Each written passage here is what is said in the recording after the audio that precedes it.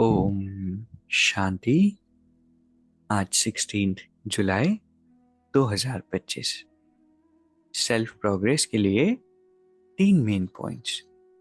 Point number 1 है इस पुरानी दुनिया से बेहद का वैरागी बन, अपनी ध्येय को भी भूल, शांति धाम और सुख धाम को याद करना है।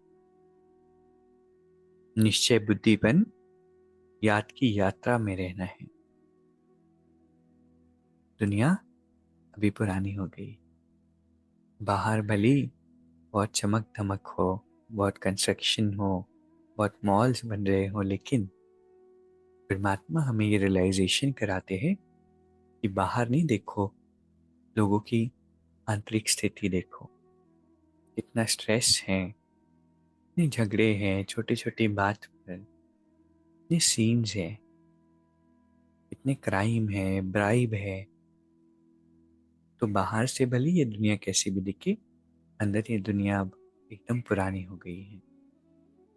और क्योंकि इस दुनिया से अभी कुछ मिलना नहीं है, परमात्मा कहते हैं कि इस दुनिया से वैराग हो। वैराग का मतलब ये नहीं कि नफरत है, वैराग का मतलब है कि अंदर ये रियलाइजेशन, ये समझ, ये भी बाहर से कुछ मिलना नहीं है। इसलिए इन चीज़ों के पीछे नहीं भागना है जिसके पीछे दुनिया भाग रही है। बाबा कहते हैं अपनी शरीर को भी भूल जाना है, आत्मिक स्थिति में रह करके सारी बातों को छोड़ देना है। अपने घर को याद करना है, जहाँ से हम आए हैं, जहाँ से हम बिलोंग करते हैं, और जिस दुनिया में ट्रांसफॉर्मेशन के बाद हम जाने वाले हैं, उस सतयुगी संसार को याद करना है। दूसरा पॉइंट है अंतर्मुखता के अभ्यास द्वारा अलौकिक भाषा को समझने वाले सदा सफलता संपन्न भव। नैनों की भाषा, भावनाओं की भाषा और संकल्पों की भाषा। बाबा कहते हैं कि ये 3 प्रकार की भाषा रूहानी योगी जीवन की भाषा है। अभी समय के प्रमाण इन तीनों भाषाओं द्वारा ही सहज सफलता प्राप्त हो।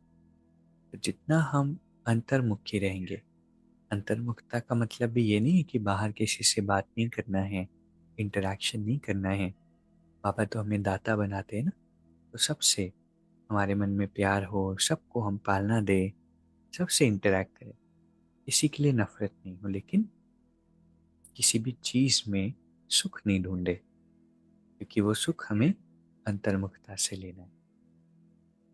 बाबा कहते हैं जितने हम अंतर्मुखी होंगे उतना क्या होगा, नैनों की भाषा समझ पाएंगे, भावनाओं की भाषा समझ पाएंगे, संकल्पों की भाषा समझ पाएंगे। तीसरा पॉइंट है आप इतने हल्के बन जाओ जो बाप आपको अपनी पलकों पर बिठाकर साथ ले जाए। महात्मा हमें ऐसा ईश्वरीय ज्ञान देते हैं जो भले ही बाहर स्ट्रेस बहुत बढ़ रहा है, स्ट्रेस को बहुत नॉर्मल समझा जाता है, लेकिन जब हम निमित्त भाव से कि बाबा चला रहे हैं, मैं निमित्त हूँ, हर रिस्पॉन्सिबिलिटी बाबा की है, मुझे तो सेवा अर्थ बाबा ने रखा है, तो हल्कापन आता है। तो जितना हल्के बन जाएंगे ना बाबा हमें अपनी पलकों पर बिठा कर ले जा पाएंगे। तो आज जो 3 बातें हमने सीखी, पहला, पुरानी दुनिया है इसीलिए इससे बेहद का वैराग होना चाहिए, शरीर को भी भूल जाना है, बाबा को, शांति धाम को और सुख धाम को याद करना।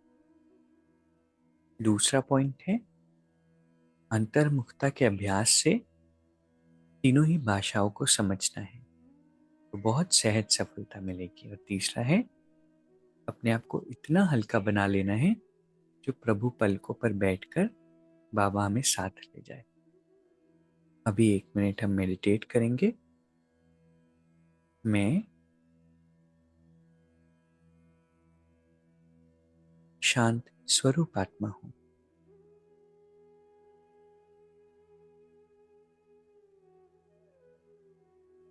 इस शरीर के अंदर में विराजमान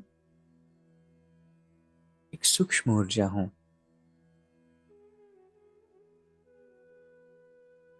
मैं आत्मा इस शरीर से निकल शरीर को कंप्लीटली भूल रही हूं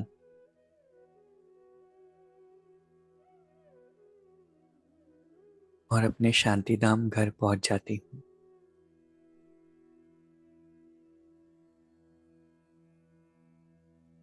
नीचे की कोई भी बात मुझे याद नहीं। मैं तो बस उपराम हूं और परमात्मा के प्रेजेंस में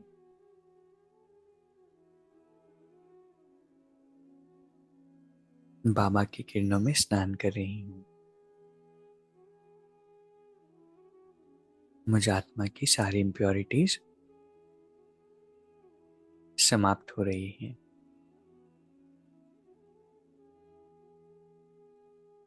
बाबा हर पल मेरे साथ हैं। ओम शांति। शुक्रिया, शुक्रिया।